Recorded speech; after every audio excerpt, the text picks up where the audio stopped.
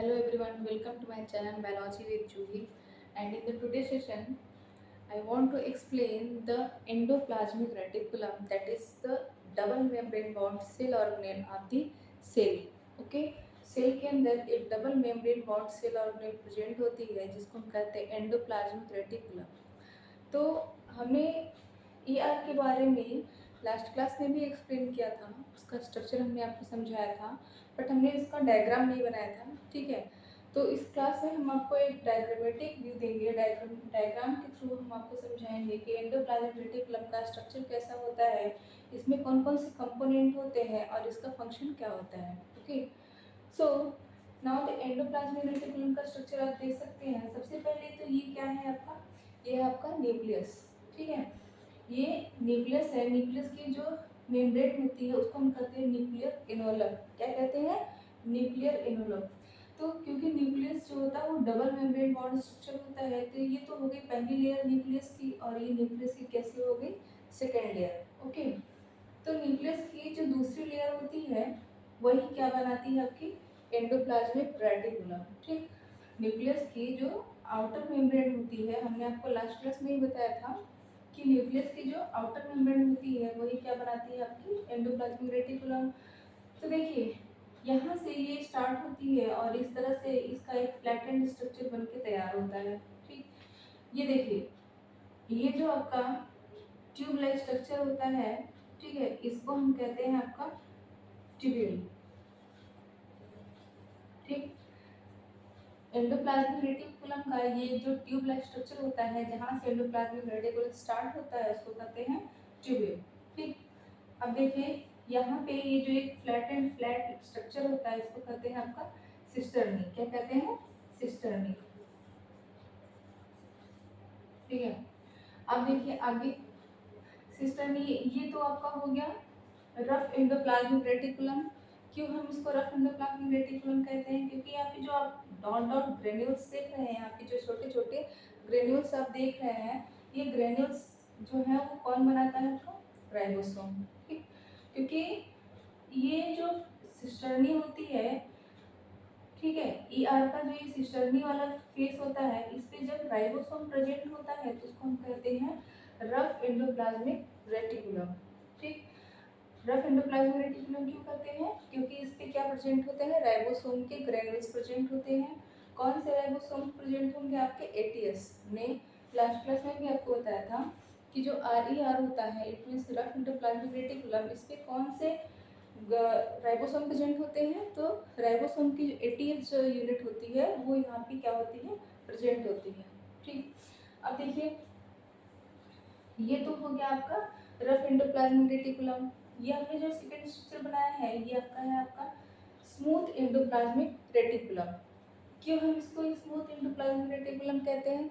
क्योंकि इस पे आप देख रहे हैं कि कोई भी डॉट नहीं है, कोई भी एक भी इस पे ग्रेन्यूल प्रेजेंट नहीं होता है, मतलब इस पे राइबोसोम एब्सेंट है। तो चूंकि इस पे राइबोसोम एब्सेंट है, इसीलिए इसकी फेस कैसी होगी? इसका सरफेस कैसा होगा? स्मूथ होगा। तो अगर इसका सरफेस स्मूथ है तो इसका नाम हम क्या देंगे? Smooth endoplasmic reticulum. तो there are two types of ER. First one is RER, इसका मतलब rough endoplasmic reticulum, and second one is SER, मतलब स्मूथ एंडोप्लाज्मिक रेटिकुलम। ठीक, अब आप ये देख रहे हैं, ये जो छोटे छोटे बॉल लाइक स्ट्रक्चर होते हैं जिनमें की क्या होती है? पैकेजिंग होती है, इसको हम कहते हैं वेसिकल्स। क्या कहते हैं? वेसिकल्स। ठीक, तो कौन कौन से पार्ट हो गए?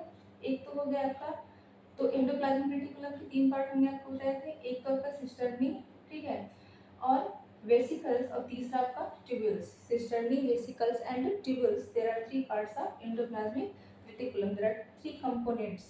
ओके, सो ट्यूब्यूल जो होता है वो हर एक सिस्टर्नी के बीच में प्रेजेंट होगा। ठीक है, जो कि एक दूसरे को इंटरकनेक्ट करता है, जो कि ट्यूब्यूल डायरेक्टली क्या है? आउटर मेम्ब्रेन से जुड़ा हुआ है। किसके आउटर मेम्ब्रेन से? न्यूक्लियस के। ओके, न्यूक्लियस के जो डायरेक्टली अटैच होता है वो आपका ट्यूब्यूल है। उसके बाद ये ट्यूब्यूल जो आगे चल के एक फ्लैटन स्ट्रक्चर बनाता है तो उसको हम कहते हैं आपका सिस्टर्नी। ओके, अब देखिए, सिस्टर्नी के बाद ये छोटे छोटे बॉल लाइक स्ट्रक्चर होते हैं, ये आपके कौन से होते हैं? वेसिकल्स। आगे इन वेसिकल्स का बहुत ज़्यादा फंक्शन होता है। तो क्या फंक्शन है, देखिए जो वेसिकल्स होते हैं यही आगे फ्यूज्ड हो जाते हैं, और जब ये फ्यूज्ड हो जाएंगे तो ये किसका फॉर्मेशन करते हैं आपका, जैसे हो गया डिक्टियोसोम हो गया, पेरोक्सिसोम हो गया, और जैसे आपका गोल्गी ऑपरेटस, ठीक। तो ये आगे चल के क्या बनाते हैं आपके गोल्गी ऑपरेटस। तो बहुत ही एक गहरा रिलेशन होता है, एक बहुत ही इंटर रिलेट होते हैं कौन कौन, एंडोप्लाज्मिक रेटिकुलम और गोल्गी ऑपरेटस, दोनों ही दूसरे से क्या होते हैं, इंटरकनेक्ट होते हैं। दोनों के जो फंक्शन होते हैं वो भी एक दूसरे से क्या होते हैं, इंटरकनेक्ट होते हैं। So this is the structure of endoplasmic reticulum. इसका हमने बता दिया कौन सा RER है, कौन सा SER है, क्यों इसको हम RER कहते हैं, क्यों इसको हम SER कहते हैं। अब ये बारी आती है कि इसमें जो RER है और SER है, इन दोनों में डिफरेंस क्या होता है, दोनों के फंक्शंस जो होते हैं वो अलग अलग होते हैं। क्यों इसके फंक्शन अलग अलग हैं, एक इसलिए क्योंकि इस पे राइबोसोम प्रेजेंट है और इस पर राइबोसोम एब्सेंट है। तो अगर दोनों का स्ट्रक्चर डिफरेंट है तो दोनों के फंक्शन भी क्या होंगे, डिफरेंट डिफरेंट होंगे। तो यही आगे अब हम आपको पढ़ाएंगे, तो इसको हम जा रहे हैं इरेज करने। ओके, तो अगर आप इसका स्क्रीनशॉट लेना चाहते हैं तो आप ले सकते हैं।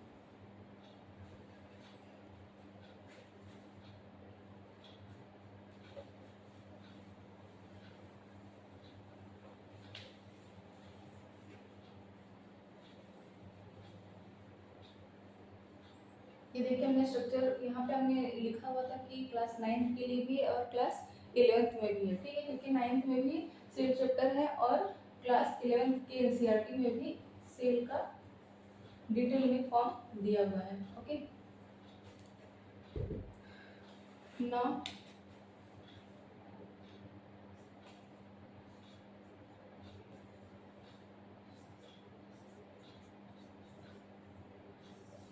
तो दोनों का जो फंक्शन होता है ये क्या होता है, अलग अलग होता है। रफ एंडोप्लाज्मिक रेटिकुलम का जो फंक्शन होता है, जो सबसे मेन फंक्शन वो क्या होता है, प्रोटीन का सिंथेसिस करना, protein synthesis. Okay, with the help of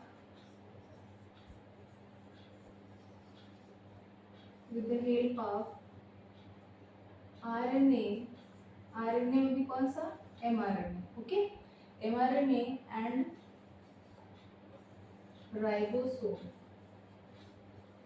क्योंकि रफ एंडोप्लाज्मिक रेटिकुलम पे क्या प्रेजेंट होते हैं, राइबोसोम्स होते हैं। तो जब आप प्रोटीन सिंथेसिस पढ़ेंगे फर्दर क्लासेस में, जब आपको हम प्रोटीन सिंथेसिस पढ़ाएंगे तो इसमें हम आपको ये बताएंगे कि किस तरह से राइबोसोम और RNA दोनों मिलके क्या बनाते हैं, प्रोटीन का सिंथेसिस करते हैं, ठीक। तो नेक्स्ट जो है आपका SER का जो फंक्शन होता है ये क्या करता है कि स्टेरॉइड हार्मोन्स, लिपिड्स, इन सब का क्या करता है, सिंथेसिस करता है, एज वेल एज कोलेस्ट्रॉल, उसका भी सिंथेसिस करेगा। तो आप राइट डाउन करिए।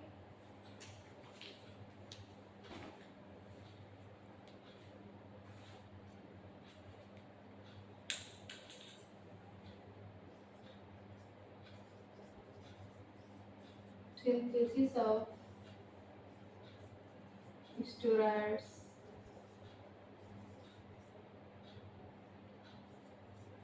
कोलेस्ट्रॉल्स, लिपिड्स,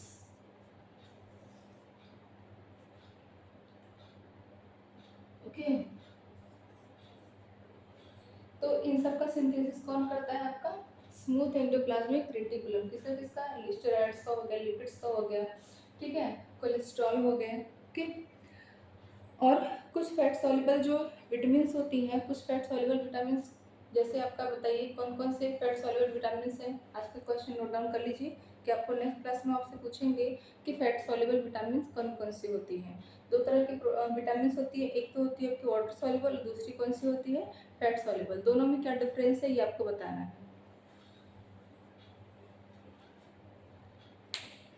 नेक्स्ट देखिए,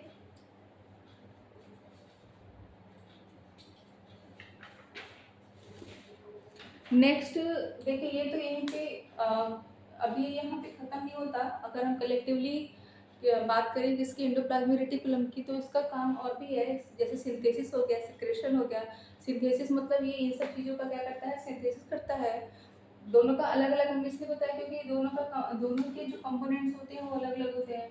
तो ये जो आर ई आर इसका ये क्या सिंथेसाइज कर रहा है, प्रोटीन। एस ई आर क्या सिंथेसाइज कर रहा है, जैसे लिपिड हो गए, कोलेस्ट्रॉल हो गए, ठीक है, फैट सॉल्युबल विटामिन हो गए।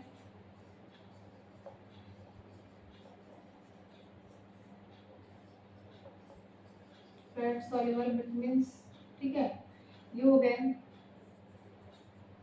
तो ये दोनों का क्या है, फंक्शन अलग अलग है। तो इन दोनों का फंक्शन कलेक्टिवली हम कह सकते हैं कि सिंथेसिस करना और सेक्रेशन करना। सेक्रेशन कैसे, जब आपको पता है कि जो प्रोटीन होता है, प्रोटीन का सबसे पहले प्राइमरी स्ट्रक्चर बनता है, उसके बाद सेकेंडरी, फिर टर्सरी, फिर क्वार्टररी स्ट्रक्चर बनता है। तो जो प्रोटीन होती है स्टार्टिंग में उसका प्राइमरी स्ट्रक्चर है, तो उसको प्राइमरी स्ट्रक्चर तो को हम सीक्रेट नहीं कर सकते। एंडोप्लाज्मिक रेटिकुलम जो होता है, जब स्टार्टिंग में जब जब स्टार्टिंग में क्या कहता है, प्रोटीन बनता है, ठीक है, तो प्रोटीन का कैसा स्ट्रक्चर बनता है, प्राइमरी। आफ्टर दैट इसको कैसा स्ट्रक्चर बनेगा, इसका सेकेंडरी प्रोटीन, ठीक। उसके बाद कौन सा प्रोटीन बनेगा, टर्सरी, ठीक है। तो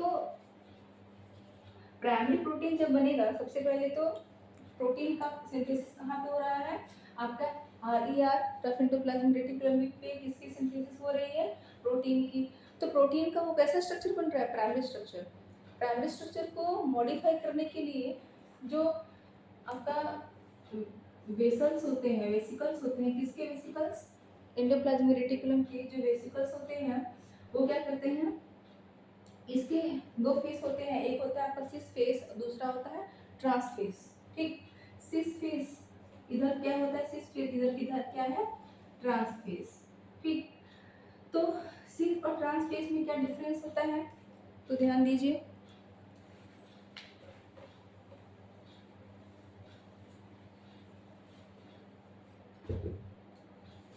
जैसे इसके वेसल्स हो गए, ये जो होती है, इसका जो फेस होता है, इस वेसल का फेस जो होता है वो कहाँ पे होगा, किस फेस के साइड होगा, ये होता है एंडोप्लाज्मिक रेटिकुलम की साइड पे, ठीक है। इसका ये जो फेस होता है, इसका जो ये वाला फेस, ये कौन सा फेस है, सिस, और ये कौन सा है, ट्रांस, ठीक। ये किधर, इसका जो फेस होगा वो साइटोप्लाज्म की साइड होगा, ठीक। तो ये जो इसकी जो वेसिकल्स होती हैं, इनमें दो फेस है, एक सिस फेस और एक ट्रांस फेस।